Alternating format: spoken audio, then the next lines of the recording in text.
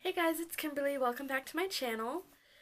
So if you follow me on Snapchat, which is right here, then you know that I completely forgot what day it was.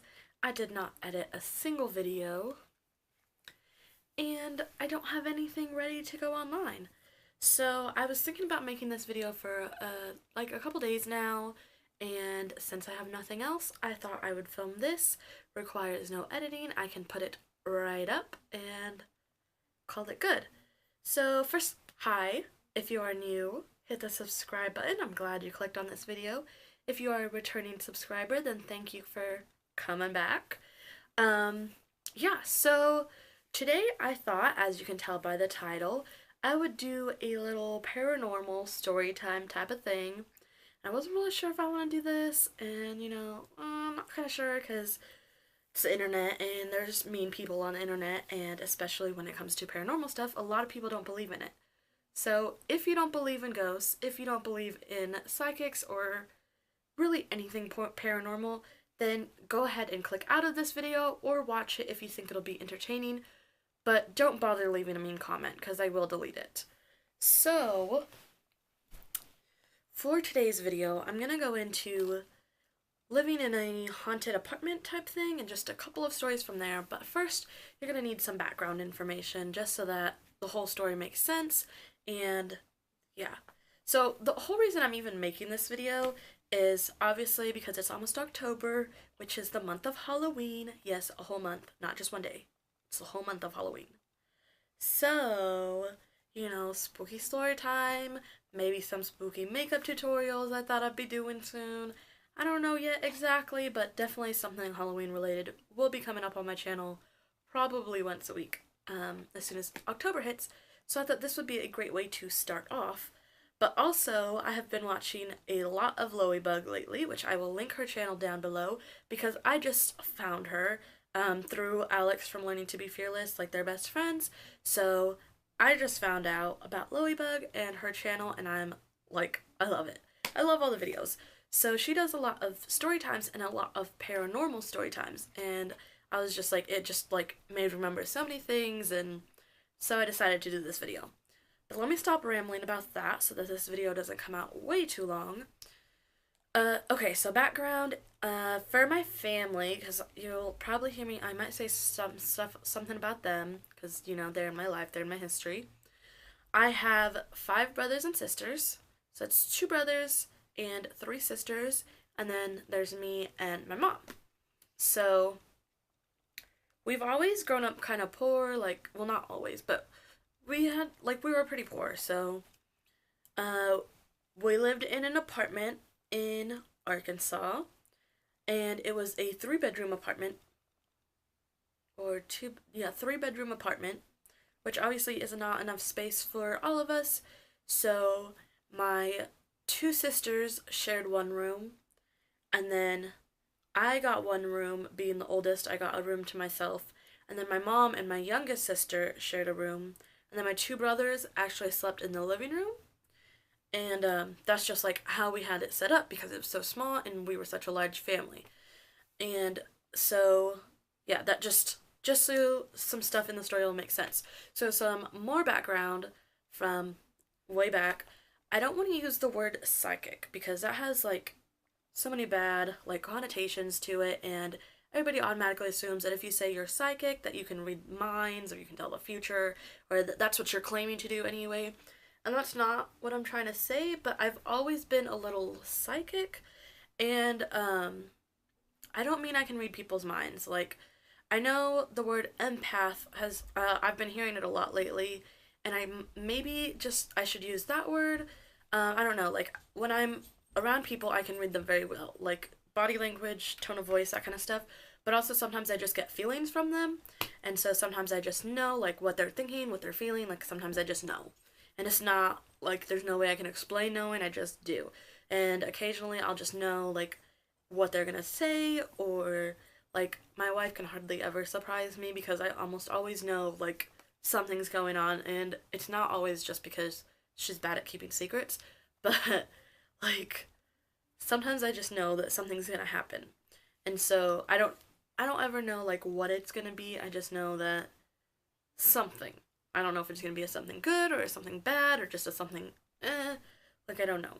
So I don't want to say I see the future. And like I'm not that kind of psychic. I just sometimes know things. And what else was I going to say? Oh, sometimes I like have dreams, and all of my dreams, every single one of my dreams that I have, I either don't remember them or they are so extremely vivid and like realistic and just like, I mean, not realistic in that something like what happens in my dreams could ever be true, but realistic in that like all the details are there, everything feels real, like I feel pain in my dreams. If I get hurt in a dream, then I'll wake up with a bruise, like very, very, very realistic. So, like, I can never tell the differences in my dreams if I'm awake or if I'm asleep. Like, most of the time I don't know. Excuse me. Um, but sometimes I'll have a dream and I'll just like knock it off as, it's just a dream. And then like a year or two later, it'll happen. And I know like a lot of people are like deja vu, but no, it'll be like word for word. I will know exactly what this person's gonna say, and I know that after they say that, this person's gonna say this.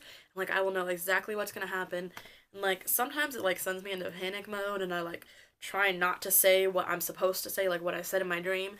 Like no matter what I do, like if I try to change it or if I try not to say like whatever I said in my dream just to like see if I can make it not come true, it always comes true. Like whatever happened in my dream happens in real life. And it's like not every dream, not even like one dream a week. Like it's kind of rare. Like one dream about a month, maybe every 2 months will end up coming true, and it's like never something like it's never a dream where something happens. It'll just be like a dream of like a conversation that I have with someone or with multiple someones that ends up coming true, and I'll end up having that conversation with someone without even like knowing like what happened, like how I didn't even know this was going to happen for real. I thought that was just a random dream.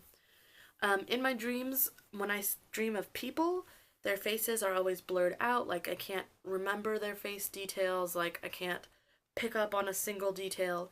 And if I can, like, if their face is clear in a dream, then I normally end up meeting that person in real life. And we normally end up becoming friends. And I have dreamed of almost every house that I have lived in before we actually lived in it. So, I've actually moved a lot, but I shouldn't say almost every. I'd say maybe half the houses we lived in, I had a dream of living in that house before we ever even knew we were gonna move. So, like some things it's kind of like seeing the future, but not like seeing the future. Um, and yeah, like I know things about people or I know how they're feeling, but I'm not reading their mind, so it's not that kind of psychic. I do remember one time my mom told me a story about how I was psychic as a kid, and I know like all like the psychicness was a lot stronger when I was younger, and I know that's true of like lots of people. Like if you look into paranormal stuff, children are more open to this kind of stuff because they haven't like closed off their mind, they haven't like grown up in the world that we live in, being told that stuff isn't real, and so they're like a lot more open to it. So I know my mom told me a story once about like I said someone was gonna come knocking on our door or somebody was knocking at her door and she went and checked and nobody was there. And then, like, as soon as she closed the door and walked back to the living room where I was at, someone knocked on the door and it was the person that I said it was gonna be.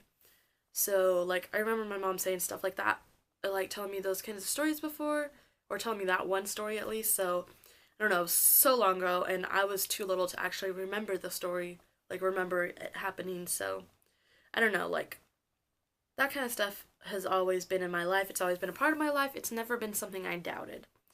Um, and I've always believed in ghosts. Well, I think there was like a time when I was like, ghosts aren't real. But like I went from believing in them to not believing in them just because everyone said they weren't real until I saw my first ghost. And we have moved so many times and we have lived in so many haunted houses. Now, some people believe that it's not houses that are haunted, but people, and I can see how that can be because if you are open to seeing ghosts, or even if you are open to looking for demons, which you should not be, then they will find you. Like, they will know. And they'll, like, they just are drawn to you because you can see them and you can hear them and stuff like that.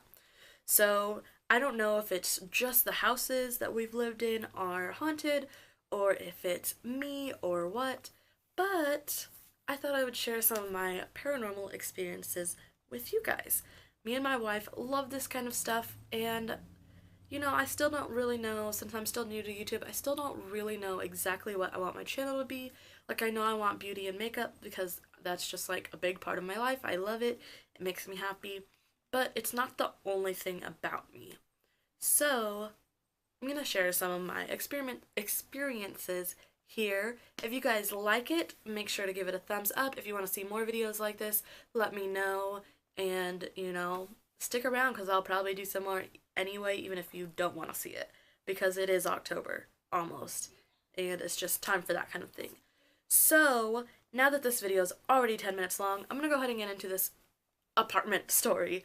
So we lived in this apartment. It wasn't really like an apartment, it was more like a duplex, but it was like in this complex, and most of the people in the complex were on the like housing assistance, I think is what it's called.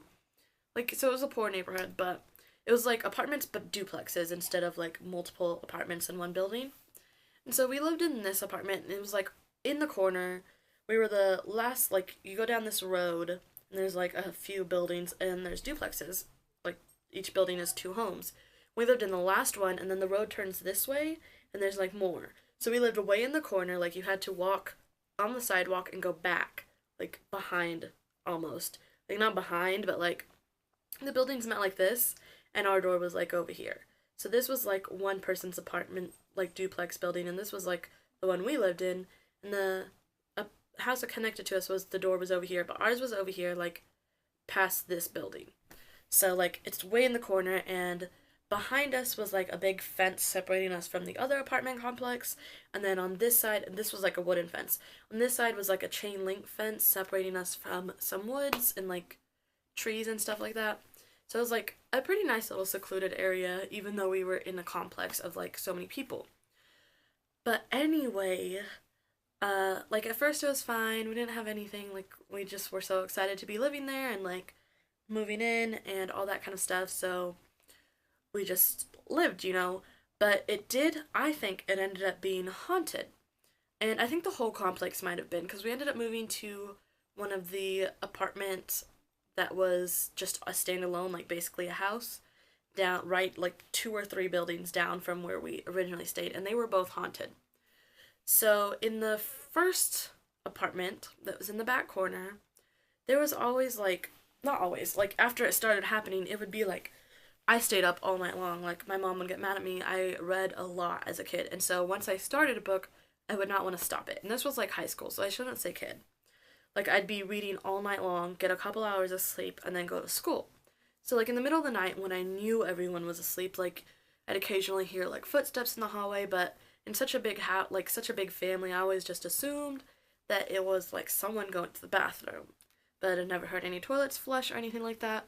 And still, I just kind of dismissed it. My brother did used to like sleepwalk a little bit, whenever he had to go to the bathroom, and he would just like sleepwalk and pee like in random locations.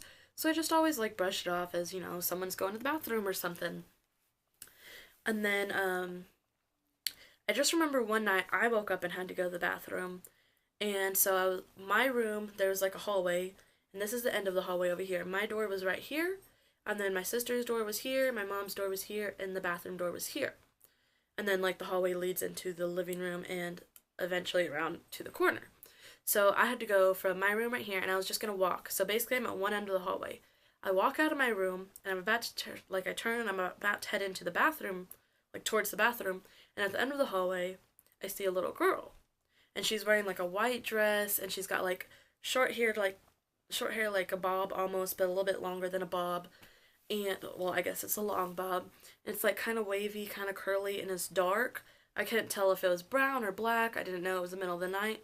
And she's just kind of standing there, and like I can't see, like it's dark, all the lights are off. I can't see if she has like her eyes open or anything like that. But I just see a little girl, and I just assume it's my little sister. Well, I go into the bathroom and everything, and when I come out, the little girl's gone. So I just assumed it was my little sister and she had gone back to bed. So I go to bed. Then, I don't remember when I was told, but my mom, maybe it was my mom, maybe it wasn't my mom, I don't know. Somebody told me, and I don't know when it was, but I had heard from someone in my family that my little brother had seen someone standing in the hallway at night. And I don't know if it was on the same night, like I don't know when he saw that little girl, but he had seen a little girl in a white dress with short dark hair standing at the end of the hallway. Now they slept in the living room on the like he slept on the couch. So he woke up facing the hallway from the end where I had seen the little girl. He saw the little girl standing in front of my door but facing the living room. So like at this end of the hallway. So opposite end of where I had seen him. And he had kind of been freaked out, but he just went back to sleep. I'm assuming that he also thought it was our sister. So, like, otherwise, I'm pretty sure he probably would have been a little more freaked out than to just go back to sleep. So I know for sure that was a ghost. Like, obviously that was a ghost. Because there's no way it could have been anyone else. So, that's the only time we ever saw that little girl. Like, I never saw her again. Sometimes I'd still hear footsteps.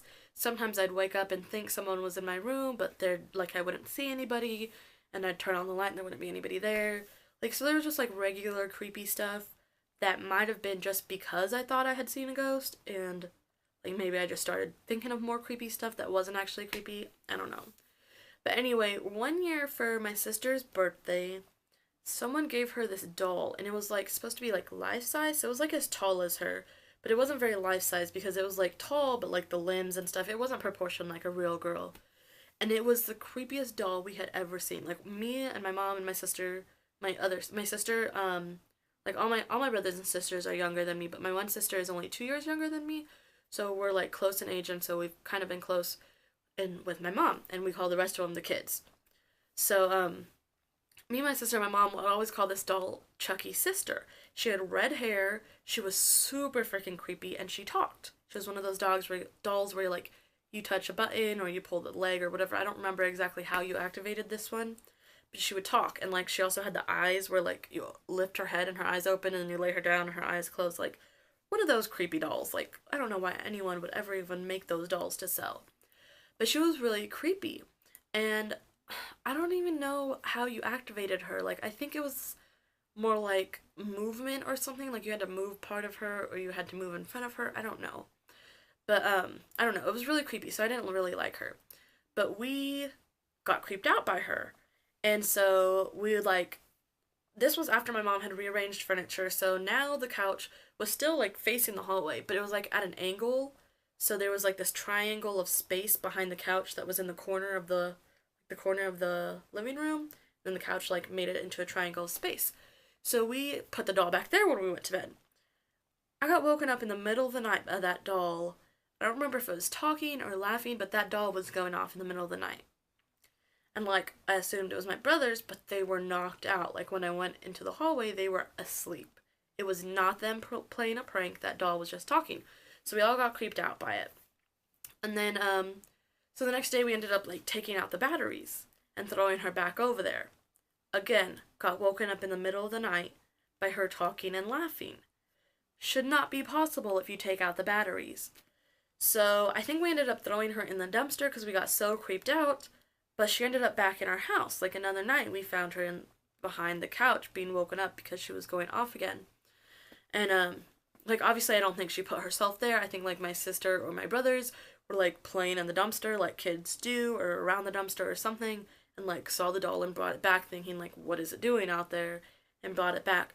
But I still think that doll was haunted because it still didn't have batteries and it was still going off. We ended up getting rid of the doll again, and that, like, it was gone. Like, we threw it in the dumpster, it was gone. That was the end of that. No more creepy dolls that were allowed to talk were allowed in our house. So yeah, that's the story of that apartment. Just lots of, like, creepy random noises.